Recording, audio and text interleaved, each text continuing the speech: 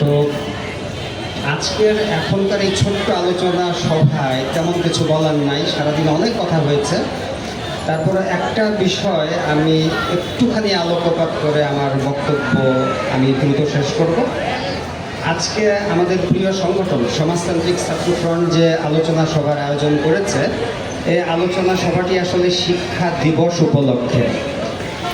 শিক্ষা দিবসকে নিয়ে বাংলাদেশে তেমন কোনো কর্মসূচি সাধারণত পালন করা হয় না। আমরা 1952 সনের ভাষা আন্দোলনের রক্ত ঝরা দিনের কথা বলি, আমরা কর্মসূচি পালন করি, অবশ্যই সেটা করব, কারণ সেটি বাংলাদেশের স্বাধিকার আদায়ের সংগ্রামে, স্বাধীনতার সংগ্রামে একটি গুরুত্বপূর্ণ ভূমিকা পালন করেছে। বলা চলে প্রথম বাংলাদেশের স্বাধীনতা সংগ্রামের আন্দোলন। তারপর আমরা 1969 সনের গণঅভ্যুত্থানের কথা বলি, আমরা 71-এর স্বাধীনতা সংগ্রামের কথা বলি, কিন্তু 1962 সনের 17ই সেপ্টেম্বর যে শিক্ষা দাবিতে যে ছাত্ররা জীবন দিয়েছিল এবং পরবর্তীকালে ছাত্রদের সেই জীবনদানের মধ্য দিয়ে যে দিবসটি পালিত হয় তাকে আমরা শিক্ষা দিবস বলি। এই দিনটি গুরুত্ব সহকারে আমাদের দেশে কখনোই আমাদের দেশের শাসক গোষ্ঠী পালন করেনি এবং খুবই কম কিছু সংগঠন এই দিবসটিকে মনে রেখেছে। আমি যে কথাটি এখানে বললাম তার মূল কারণ হচ্ছে 1952 সনের ভাষা আন্দোলনের পরে সবচেয়ে গুরুত্বপূর্ণ যে আন্দোলনটি বাংলাদেশের স্বাধীনতা সংগ্রামের ইতিহাসে অনেক বড় অবদান রেখেছিল তা ছিল 1962 সনের শিক্ষার আন্দোলন। আইয়ুব খান 1958 সনে যখন ক্ষমতা দখল করার পরে 1959 সনে একটি শিক্ষা কমিশন গঠন করে, তার নাম শরীফ খানের শিক্ষা কমিশন। শরীফ খানের শিক্ষা কমিশন তখনকার দিনে ছাত্রদের শিক্ষার যে দাবি তাকে হরণ করতে চেয়েছিল এবং শিক্ষাকে পণ্যে পরিণত করতে চেয়েছিল। বলেছিল উচ্চশিক্ষা পয়সা ছাড়া অর্জন করা সম্ভব না। সেদিন ছাত্র সমাজ বুঝেছিল যে পাকিস্তানি শাসক গোষ্ঠীর কাছ থেকে আমাদের যে শিক্ষা, আমরা ফ্রি শিক্ষা সেটা আমরা পাবো না এবং সেটা সম্ভব না। তাহলে শিক্ষাকে পণ্যে পরিণত করার সেদিনের যে চক্রান্ত শরীফ খান করেছিল তার বিরুদ্ধে বাংলাদেশের ছাত্র সমাজ সেদিন আন্দোলন করেছিল এবং সেই দিনটিতে ওই দিন সচিবালয় ঘেরাওয়ের কর্মসূচি ছিল এবং সেই সচিবালয় ঘেরাওয়ের কর্মসূচিতে নিহত হন মোস্তফা, বাবুল এবং ওয়াজিউল্লাহ। বাংলাদেশে খুব কম ছাত্র সংগঠন এবং কম নেতারাই আছেন যারা মোস্তফা, বাবুল, ওয়াজিউল্লাহর নামটি উচ্চারণ করেন এবং শিক্ষা দিবস পালন করেন। আমি এই কথা কেন বলছি, কারণ শিক্ষা দিবসের ওই দিনের যে সংগ্রাম ছিল সেই সংগ্রামটি এত ব্যাপকতা নিয়ে পূর্ব পাকিস্তানে তখন সংগঠিত হয়েছিল যে আইয়ুব খানের সামরিক স্বৈর শাসনের ভিত কাঁপিয়ে দিয়েছিল পূর্ব পাকিস্তানের তৎকালীন ছাত্র সমাজ এবং এই মোস্তফা, বাবুল, ওয়াজিউল্লাহর রক্তের উপর দাঁড়িয়ে গড়ে উঠেছিল 1964 সনের শিক্ষার আন্দোলন। যে আন্দোলনে হামিদুর রহমান শিক্ষা কমিশনের বিরুদ্ধে ছাত্ররা লড়াই করেছিল। তাহলে শরীফ খানের যে শিক্ষা কমিশনের বিরুদ্ধে ছাত্ররা লড়াই করেছিল সেই কমিশনকে ছাত্রদের আন্দোলনের মুখে তৎকালীন আইয়ুব সরকার স্থগিত করতে বাধ্য হয়েছিল। কিন্তু একই শিক্ষানীতি ভিন্ন আলোকে 1964 সনে হামিদুর রহমান সাহেব আবার চালু করলেন। ছাত্র সমাজ আবার হামিদুর রহমান শিক্ষা কমিশনের বিরুদ্ধে লড়াই শুরু করলো, যে লড়াই বাস্তবে 1969-এর গণঅভ্যুত্থানের জন্ম দিয়েছিল। ফলে শিক্ষা দিবসকে ভুলে যাওয়া মানে 1969 সনের গণঅভ্যুত্থানকে ভুলে যাওয়া। যে শিক্ষা আন্দোলন 1962 সনে গণঅভ্যুত্থানের ভিত্তি রচনা করেছিল সেই আন্দোলনই ক্রমাগত 1971 সনে মুক্তিযুদ্ধের ভিতর দিয়ে বাংলাদেশকে স্বাধীন করেছিল। তারপরে দেখেন এই যে শিক্ষা দিবসের যে কর্মসূচি, যে আন্দোলন আমাদের স্বাধীনতা সংগ্রামের সমাপ্তি এনে দিল, তারপরেই 1972 সনে সেই সময়ের শেখ মুজিবুর রহমানের সরকার, আওয়ামী লীগের সরকার চালু করলেন কুদরতি খোদা শিক্ষা কমিশন।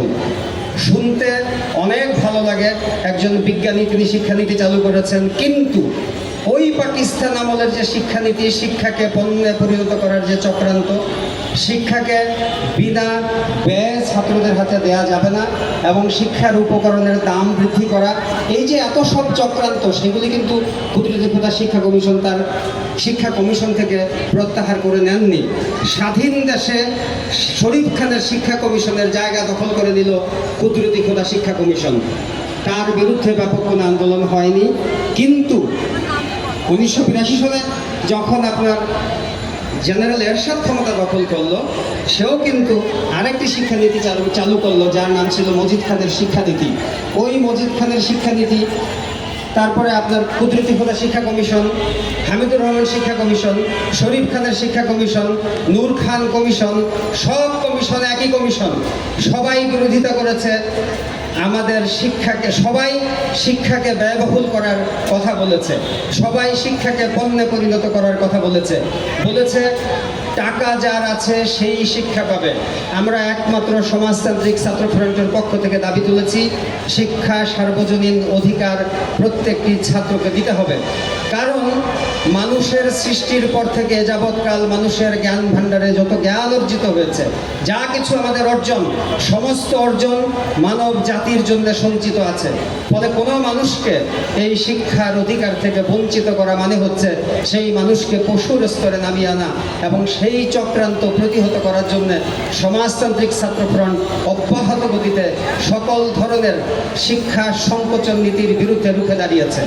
আমাদের এই প্রিয় সংগঠনের আজকের এই আয়োজনে আবার আমরা স্মরণ করতে চাই মোস্তফা বাবুল ওয়াজিউল্লাহকে, আবার আমরা স্মরণ করতে চাই এরশাদের শাসনামলে মজিদ খানের শিক্ষানীতির বিরুদ্ধে লড়াই করতে গিয়ে 1983 সনের 14ই ফেব্রুয়ারি শিক্ষা ভবনের সামনে নিহত জাফর, জয়নাল, কাঞ্চন, দীপালি সাহাকে, যাদের রক্তের বিনিময়ে অর্জিত হয়েছিল এরশাদ বিরোধী একটি গণতান্ত্রিক সংগ্রাম, এবং যার ফলে আমরা একটা গণতান্ত্রিক ব্যবস্থা পেয়েছিলাম।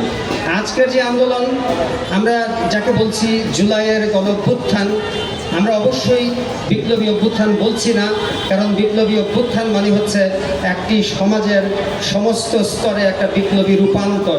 সেই রূপান্তর এখনই হয়নি, কারণ যে পুলিশ বাহিনী আছে তারা পুলিশ বাহিনী এখনো পর্যন্ত আছে, যারা ঘুষ খেয়েছে তারা জায়গায় জায়গায় বহাল আছে, তারা এখনো যায়নি।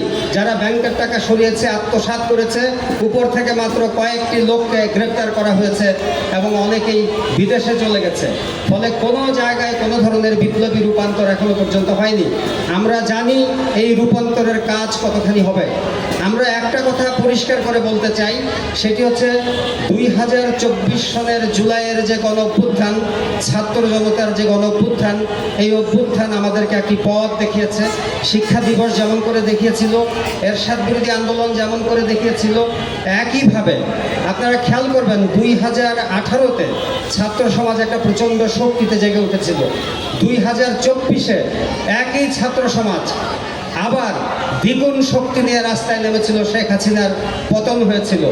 আমরা তাদেরকে সাবধান করে দিতে চাই, যারা আগামীতে ক্ষমতায় আসবেন, মনে রাখবেন 2024-এর আন্দোলন সমাজ অভ্যন্তরে সমাজের গর্ভে যে শক্তির জন্ম দিয়েছে, এই শক্তি কখনো নিঃশেষিত হবে না।